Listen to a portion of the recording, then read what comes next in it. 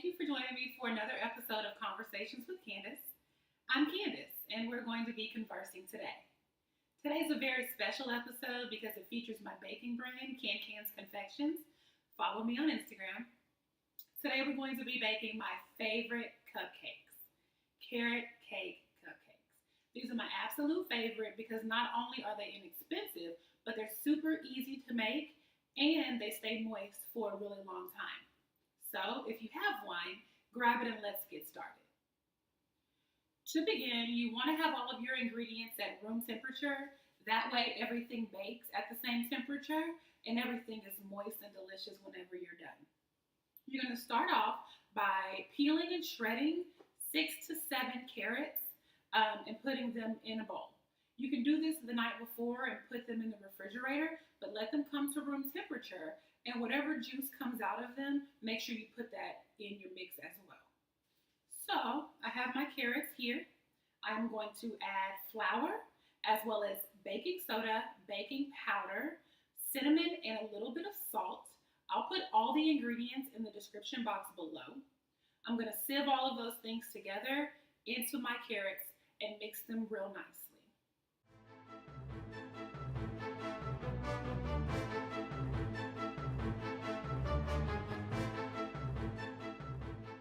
You can use a sifter or a sieve. I like the sieve because it's easier to clean. And the reason why we want to sift it is because we don't want any lumps. And the reason why we're coating the carrots is so that when you bake it, all the carrots don't sink to the bottom.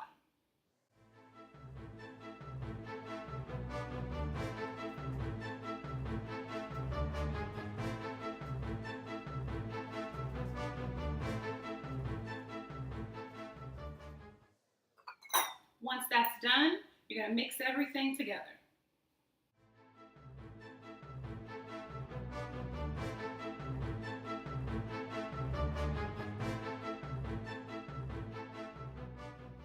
Now that I have the carrots mixed with all the dry ingredients here, I'm going to set it to the side and we're going to work on our wet ingredients. Here I have granulated sugar, brown sugar, oil, and eggs. And we're going to mix all of those things in a stand mixer, or you can whisk them by hand for about a minute so they're all mixed together and frothy.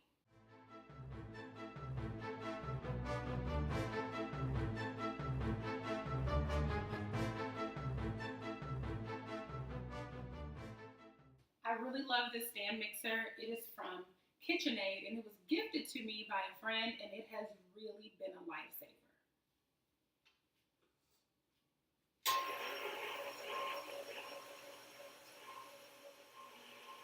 I like to add my oil slowly so it doesn't slosh around.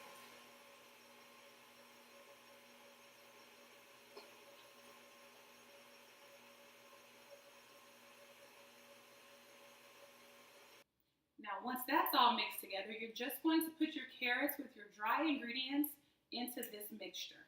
I like to do it in 2 or 3 batches just to make sure that everything is fully mixed together.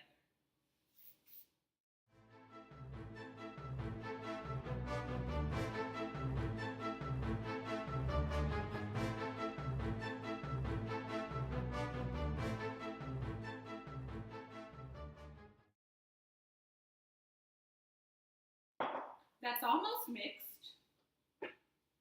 I'm going to give it a little bit more whisking, a little bit more mixing, and then add the rest of your ingredients in.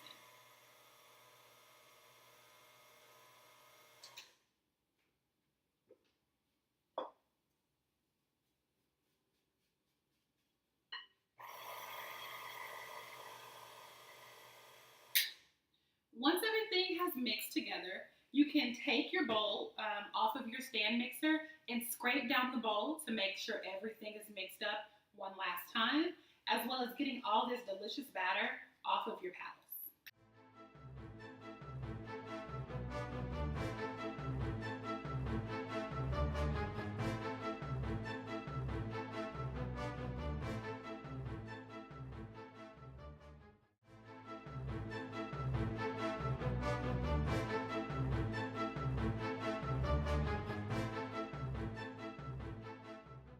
I have lined my cupcake tin with 20 liners. This recipe can make 24, but I like my cupcakes to be a little bit higher than the top, so I only do 20. You can do 22. If you really want 24, you can spread the batter and make 24. The best way I can tell you to distribute your batter is to use a measuring cup if you want them all the same size. I can kind of eyeball it. It doesn't really matter if they're exactly the same size, but if you are a stickler for that, use a measuring cup or an ice cream scoop. So now I'm just going to fill my liners about 3/4 of the way up, and I'm going to get them in an oven that has been preheated on 350, and we're going to bake them for about 15 to 18 minutes. I'll check them at about 14 minutes and see if the top of it springs back whenever I tap it, and then they'll be done.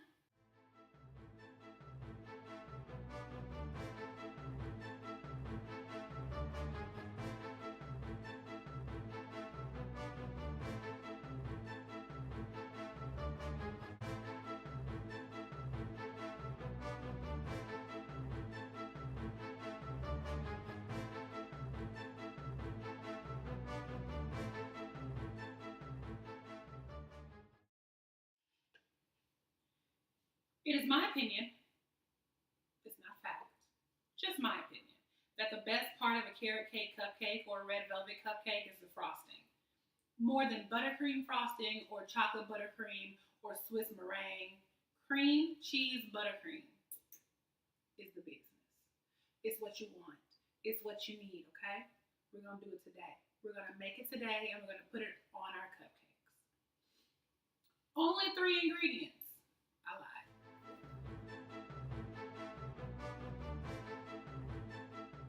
Cream cheese buttercream calls for 4 ingredients: cream cheese, unsalted butter, powdered sugar, and a little bit of vanilla. It is the perfect buttercream frosting. So we're going to start by whipping together our cream cheese and our butter in a mixer for at least 3 minutes. And the reason why is because we want air to get in there whenever it's mixing so it can get light and fluffy. And when we add our sugar, it'll just be this perfectly whipped buttercream that will be delicious on your cupcakes.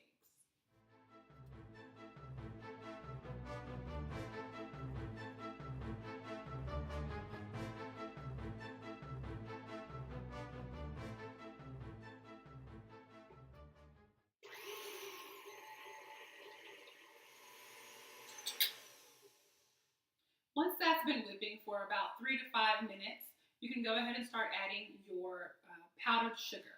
Add this in 3 batches. Powdered sugar does not care about your feelings. Powdered sugar does not care that you're wearing a black shirt. Powdered sugar will poof everywhere and it will be a mess. So add it in 3 stages and mix on low for about a minute in between each stage. And if you're making your cream cheese frosting while you're baking, you're going to have to let your cupcakes come to room temperature before you can put the frosting on. So put some foil or some cling wrap over your frosting so it doesn't get crusty and you won't have to mix it anymore.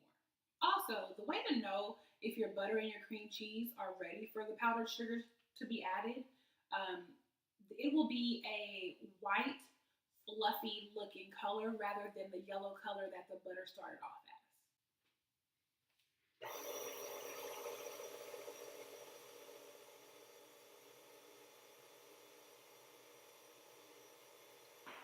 Don't forget to scrape down your bowl. That way you know that everything's getting mixed up really nicely.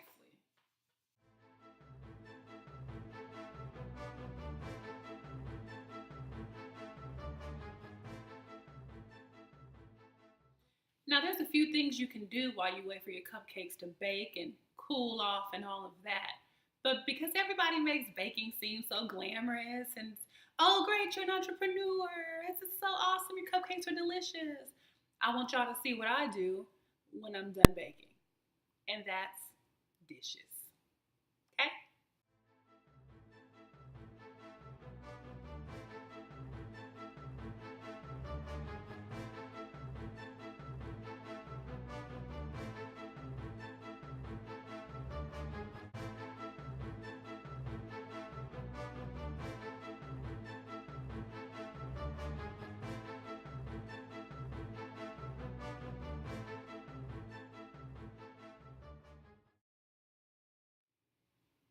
And because I'm food handler certified, shout out to Texas, I'm going to put them in the dishwasher because they need to be steamed to actually be clean. The cupcakes are done. The cupcakes are done. The cupcakes are done. Cupcakes are done. So I have them on the counter. They're coming back to room temperature because they are really, really hot right now. There's no fancy way to get these cupcakes out of the tin. You can pick them up by your hands if you want to. I'm a little bit lazy, so I literally just dump them out. And when I say dump them out, I mean dump them out.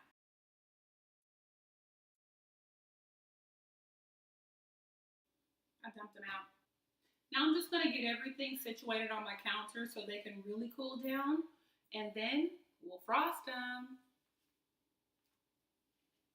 Now, not always, but most of the time, I taste one cupcake from each batch, as you can tell from my body. But I just like to make sure that the cupcake is cooked all the way through. It's not burned. It has a good flavor, the flavor that I want it to have. And it's a treat. I've done a lot of work. I've done a lot of dishes. I deserve a cupcake, right?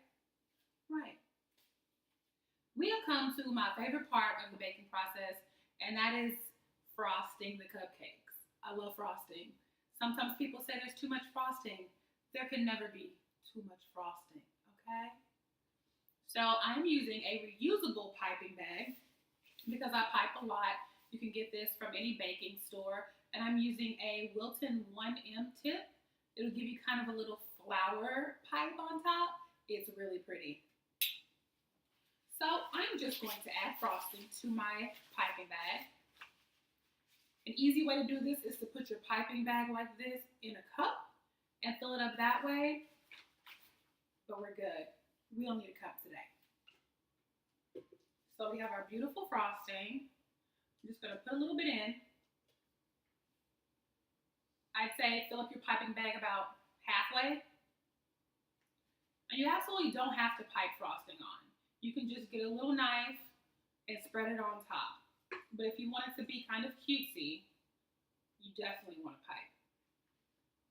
So once you've got enough frosting in there, you're going to pull it up. Make sure all the air is out and just shake it down. Guess who forgot to put her piping tip inside first?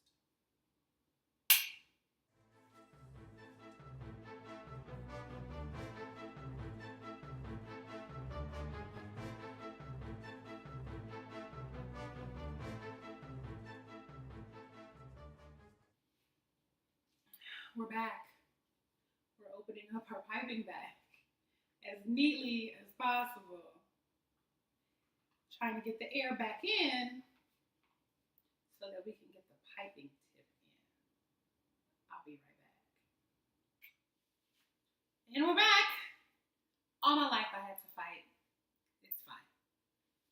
So now I have my frosting inside of my piping bag with my piping tip. I'm just going to make sure that my cupcakes are close to room temperature before I start piping the frosting on. Otherwise, the frosting is going to kind of melt. So you're going to hold from the middle. And you're going to start in the middle of your cupcake. And just go around and make a cute little flower on top. This frosting should frost all of your cupcakes. I ended up making 24, so it should frost 24 cupcakes.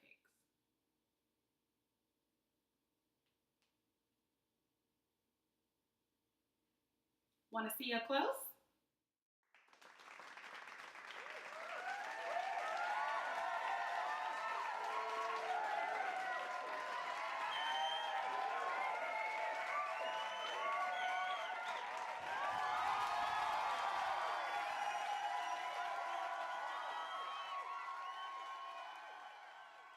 And there you have it, carrot cake cupcakes with cream cheese frosting.